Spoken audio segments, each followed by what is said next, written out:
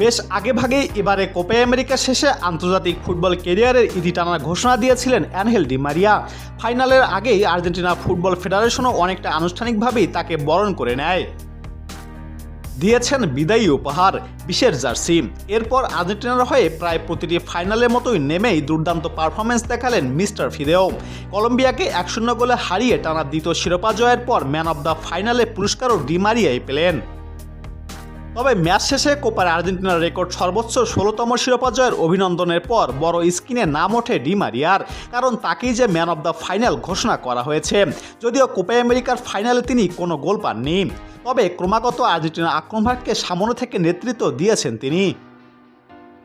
আর football বিধাতা হয়তো এভাবেই ডি মারিয়ার বিদায়ের স্ক্রিপ্টটা লিখেছিলেন। বিদায় ডি মারিয়া।